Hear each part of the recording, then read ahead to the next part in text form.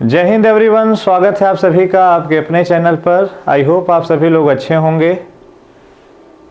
देखो, ठंडी है और ठंडी में ही पढ़ाई करने का मज़ा आता है। बात समझ पा रहे हो? आज का जो टॉपिक है वो कोई प्रैक्टिस सेशन नहीं है, कोई अनाउंसमेंट नहीं है। इसमें हम लोग थोड़ा सा हट करके एक बड़ा इम्पॉर्टेंट चैप्टर डिस्कस करेंगे, या ये कह लिया जाए चैप्टर के छोटे से हिस्से को डिस्कस करेंगे जो एग्ज़ाम के दृष्टिकोण से बहुत ज़्यादा महत्वपूर्ण है, यानी पेपर के पॉइंट ऑफ व्यू से बहुत ज़्यादा इम्पॉर्टेंट है। We are going to discuss noun case. Noun case के बारे में हम लोग बात करेंगे। पहले तो ये सीखेंगे कि केस कितने होते हैं, फिर ये सीखेंगे कि उसमें कौन सा केस इम्पॉर्टेंट होता है। देखो, केस के बारे में हमारे गुरुदेव हमसे कहते थे नंबर, जेंडर, पर्सन, केस, ये सब हैं नाउन के देश। तो आज हम लोग केस की बात कर रहे हैं, ठीक है। तो नाउन केस के बारे में, पूरा नाउन तो पढ़ाना पॉसिबल नहीं है, लेकिन हाँ, मैं आपको नाउन केस के बारे में आज जितनी भी इम्पॉर्टेंट इन्फॉर्मेशन है वो प्रोवाइड कर दूंगा। तो नाउन केस आपका आज ऑलमोस्ट कंप्लीट करने की कोशिश करूंगा, जितना हो पाएगा उतना मैं कर लूँगा, ठीक है। नाउन केस ये हमें डिस्कस करना, और ये पहला लेक्चर है नाउन केस का।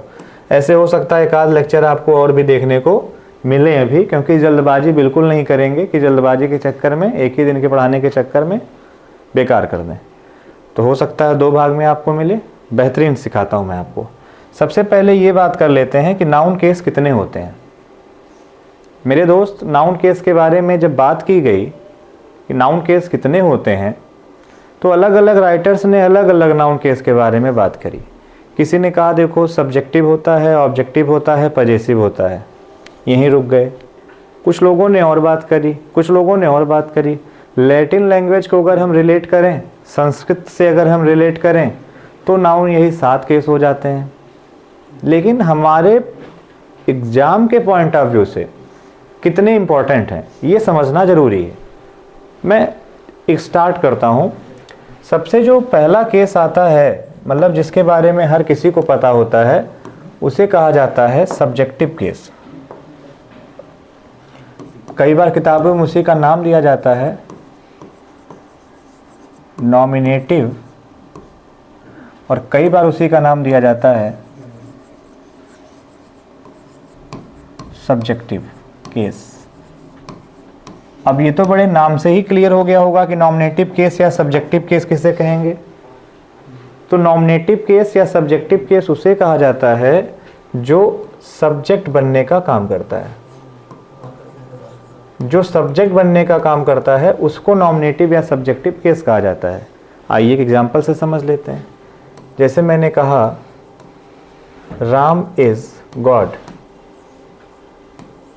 राम जी क्या है? भगवान है। तो ये ध्यान से देखोगे तो ये क्या बनने का काम कर रहे हैं भैया? सब्जेक्ट बनने का काम कर रहे हैं। तो ये कौन सा केस हुआ? नॉमिनेटिव या सब्जेक्टिव केस हुआ। पहला केस हो गया। दूसरा केस जो पूछा जाता है या होता है उसको हम लोग कहते हैं objective case. Which case? Objective case. Objective case का दूसरा नाम होता है एक्यूजेटिव केस।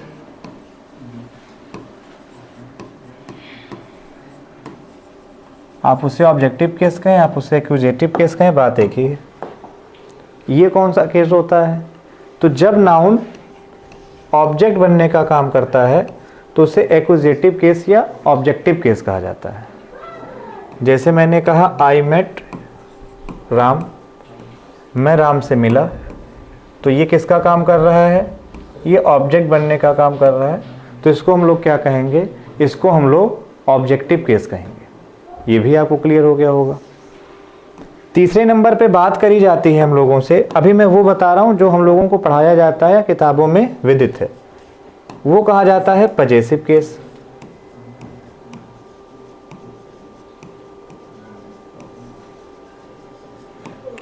पजेसिव केस के बारे में कहा जाता है, पजेसिव केस एक ऐसा केस है जो पजेशन के बारे में बात करता है, जिसमें एपॉस्ट्रोफी एस का यूज किया जाता है। जैसे हमने कहा राम्स कार, राम की कार। ये 3 केस किताबों में बड़े अच्छी तरीके से लिखे होते हैं। लेकिन क्या वाकई में केस 3 ही होते हैं?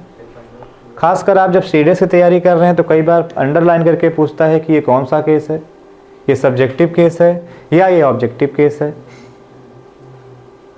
दोस्तों ये दुविधाजनक हो सकता है, लेकिन कोई बात नहीं, आइए सीखते हैं। अब मैं आपसे कुछ क्वेश्चन करूंगा और आपको उसका आंसर करना होगा। मैंने आपसे क्वेश्चन किया, राम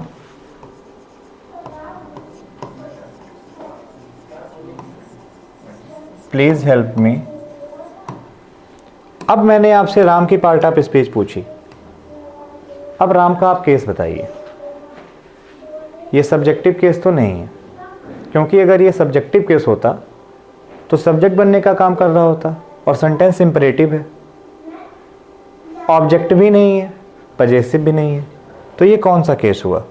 इसको हम लोग कहते हैं चौथे नंबर का केस, जिसके लिए ग्रामर कहती है कि एक और केस होता है, उसको कहा जाता है वोकैटिव केस।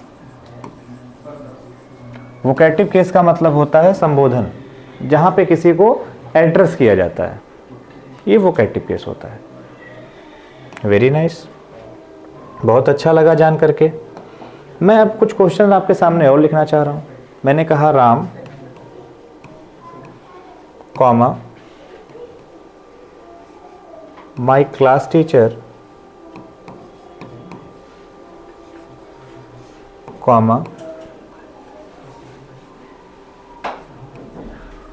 Helped me. मैंने ये लिखा। अब अगर मैं आपसे कहूँ कि राम की पार्ट ऑफ स्पीच बताइए, तो आप तुरंत बता देंगे कि हेल्प वर्ब के लिए राम क्या है? सब्जेक्ट है। अब मैं कह रहा हूं ये जो क्लास टीचर दिया गया है, क्लास टीचर भी एक नाउन है, क्योंकि माई डिटरमाइनर है, उसके बाद तो नाउन ही लिखा जाएगा। तो ये कौन सा नाउन है? कंपाउंड नाउन है। अब मैं जानता हूं, बहुत अच्छी तरीके से जानता हूं, लेकिन इसको किस केस में रखोगे? ना तो ये सब्जेक्टिव है, ना तो ये ऑब्जेक्टिव है, ना तो ये पजेसिव है, ना तो ये वोकेटिव है। तो जब कॉमा लगा करके इसी शब्द की इंफॉर्मेशन लिख दी गई, तो इसको कहा जाता है नाउन केस इन एपोजिशन, और केस इन एपोजिशन वाले केस को कहा जाता है एपोजिटिव केस।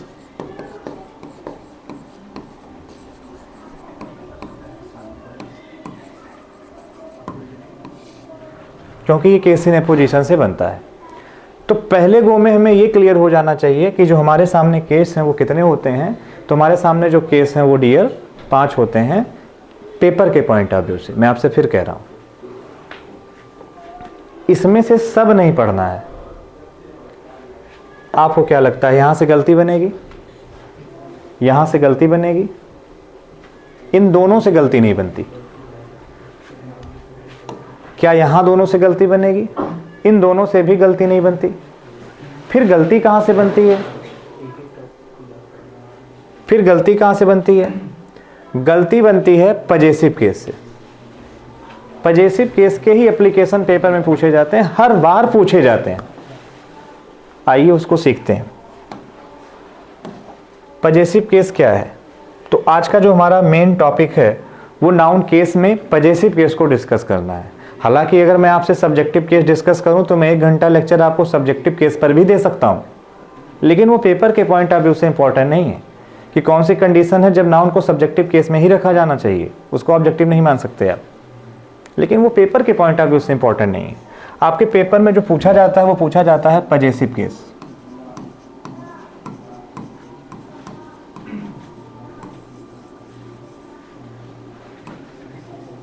तो हमारा मुख्य बिंदु है पजेसिव केस।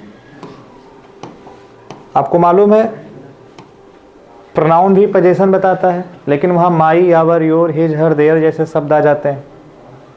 ये पजेशन अगर बता रहा है तो पजेशन क्या काम करता है? सबसे पहले ये समझिए, थोड़ा सा समझिए।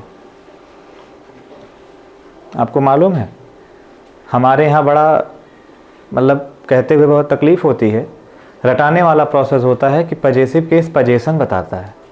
ऐसे कहा जाता है पजेसिव केस पजेशन बताता है। पजेशन की हिंदी अगर कर लें तो कह दिया जाता है पजेसिव केस अधिकार बताता है। वाह क्या कॉन्सेप्ट है।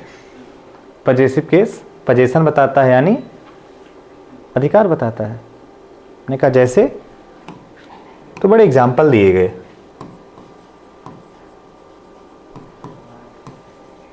रामस्कार। और मालूम है इस रामस्कार को एक तरीके से और लिखा जा सकता है, दकार ऑफ राम, पजेशन बताता है। मैंने कहा अच्छा एक बात बताओ, पजेसिव केस अगर पजेशन बताता है तो मैं एक एग्जांपल और लिखने जा रहा हूं।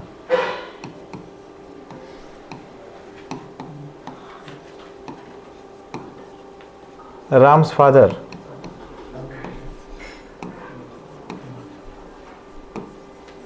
The father of Ram. अब मुझे ये बताइएगा, द फादर ऑफ राम में भी क्या अधिकार है? क्या ये भी पजेशन है? ये तो पजेशन नहीं है, फिर क्या बता रहा है? तो वहीं से हमें समझना पड़ेगा कि पजेसिव नाउन जो होता है वो पजेशन भी बताता है और रिलेशन भी बताता है। रिलेशन का मतलब होता है संबंध। तो जो पजेसिव प्रोनाउन होते हैं वो रिलेशन भी बताते हैं, साथ ही साथ पजेशन भी बताते हैं। तो दोनों चीज़ें बताने का काम करता है। क्या कोई और जानकारी है जो छूट रही है? बिल्कुल छूट रही है। क्या छूट रही है? आइए अगले पेज पे सीखते हैं। जैसे मैंने आपके सामने लिखा,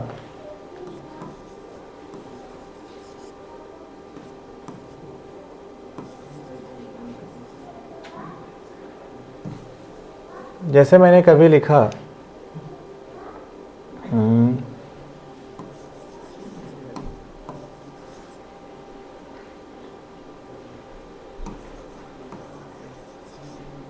गर्ल बैग, दो नाउन एक साथ आए, गलत हो जाएगा, आपको लिखना पड़ेगा गर्ल्स बैग। लेकिन अगर मान लो वो प्लूरल फॉर्म में आया हो, ऐसे लिखा हो, क्या अभी भी आप यस लगा पाओगे? तो प्लूरल फॉर्म की वजह से अब यहां ये लगाते हैं, केवल एपास्ट्रॉफी लगाते हैं, यस नहीं लगाते, केवल एपास्ट्रॉफी लगाते हैं। तो इसको कहा जाता है हिजिंग साउंड। हिजिंग साउंड माने क्या? Yes, double S, S H, C H, X, ये सब जो होते हैं ये सब हिजिंग साउंड होते हैं। यानी जब कभी भी सा या कभी भी जा इसका उच्चारण होता है तो वहां पर केवल और केवल एपास्ट्रॉफी लगाया जाता है। वहां पे कभी एपास्ट्रॉफी एस अगर आपने लगा दिया तो समझ लीजिए आपने गलत कर दिया। वहां केवल आपको क्या लगाना है? एपास्ट्रॉफी लगाना है। छोटा सा कॉन्सेप्ट ये भी आपको इसे ध्यान रखना है। अब हम लोग ये सीखेंगे कि आखिर नाउन केस जब हम लोग पढ़ रहे हैं तो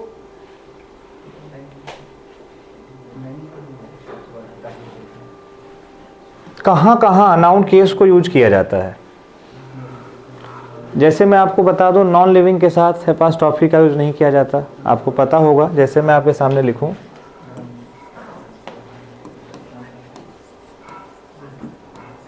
कार्स डोर, तो कार्स डोर जो लिखा गया है ये गलत हो गया। सही क्या होगा? हमें लिखना पड़ेगा the door of car.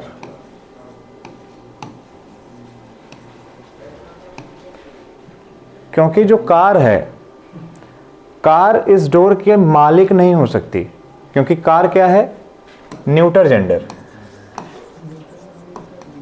Neuter gender माने नॉन लिविंग। जो नॉन लिविंग है, नॉन लिविंग का मतलब जो लाइफलेस है। लाइफ का मतलब जो निर्जीव है, निष्प्राण है।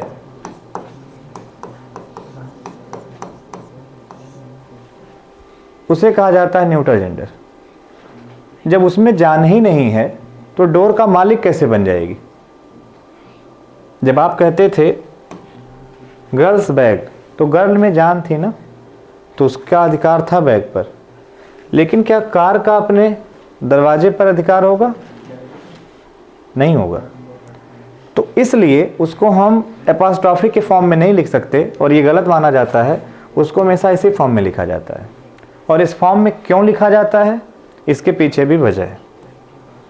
इसके पीछे क्या वजह है कि जब कभी भी सेंटेंस हम लोग लिखते हैं, मैं आपको बताऊं, अगर आपने मैथ में एक चैप्टर पढ़ा हो सेट एंड थियरी, एक चैप्टर है मैथ का सेट एंड थ्योरी। तो आपने पढ़ा होगा कि मान लीजिए एक ये बॉक्स है, इसको हम लोग ए कह रहे हैं, इसके अंदर 1 2 3 4 5 6 7 8 9 10 ये एलिमेंट हैं। और दूसरा जो इसके अंदर हम लोग बना रहे हैं, दूसरा हमने नाम दिया ये, और इसको हमने नाम दिया बी। अब एक चीज यहां से हम लोग सीखने को पाएंगे, वो ये पाएंगे कि ए के सारे एलिमेंट बी में हैं, लेकिन बी के सारे एलिमेंट ए में नहीं है। इसका मतलब ये हुआ कि ये क्या लिखा हुआ है। अगर कोई आपसे कहे ये क्या लिखा है, तो आप क्या कहोगे? बी ऑफ ए। हम लोग इसको यही लिखते हैं ना, बी ऑफ ए, यानी B is subset of A. B A का सबसेट है, यानी ए टोटल है और बी उसका पार्ट है। हमने यही तो बताया कि ए टोटल है और बी उसी का पार्ट है। तो बस यही चीज यहां अप्लाई होती है कि जो कार लिखा जाता है ये टोटल होता है, और जो डोर लिखा गया है वो उसी कार का पार्ट है। स्टीयरिंग लिखी गई होती वो भी उसका पार्ट होती, सीट कवर लिखी गई होती वो भी उसका पार्ट होते। तो क्या यहां से कोई और भी क्वेश्चन रिलेट होता है? इस कॉन्सेप्ट से क्या कोई और भी क्वेश्चन रिलेट होता है? एक क्वेश्चन और यहां से रिलेट हो सकता है। वो क्वेश्चन ये रिलेट हो सकता है कि जैसे मैंने कभी आपसे कहा, समय कितना हो रहा है? ओके, समय। जैसे मैंने कभी आपसे कहा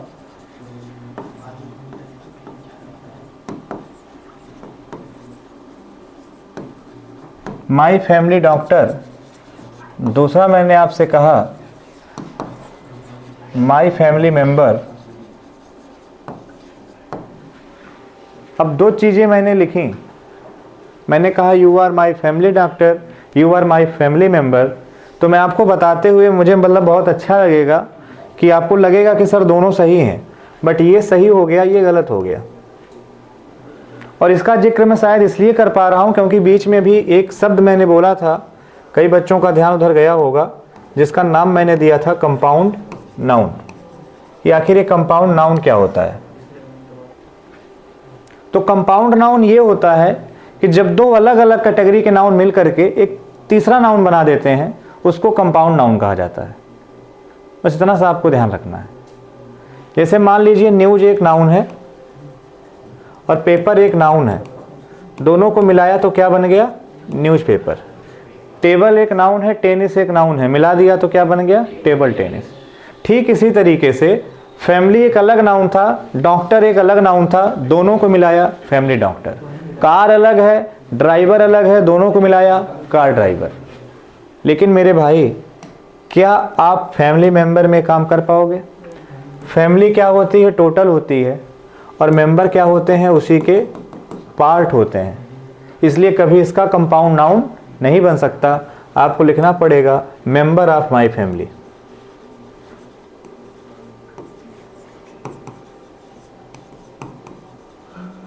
मेंबर ऑफ माय फैमिली, और ये आपका सही हो जाएगा। और आपको शायद पता हो, जो लोग कहते हैं ऑनरेबल जूरी मेंबर्स, वो भी गलत होता है, ऑनरेबल मेंबर ऑफ जूरी। कई बार लोग कहते हैं आई एम इंग्लिश टीचर, वो भी गलत होता है, I am teacher of English. तो ऐसे बहुत सारी चीज़ें हैं।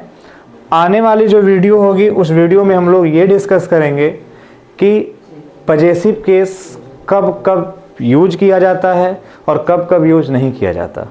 तो आई होप आपको ये वीडियो अच्छी लगी होगी और आपने सेशन को अच्छी तरह से एंजॉय किया होगा। तो बस इसी तरह से हमें सपोर्ट करते रहिए।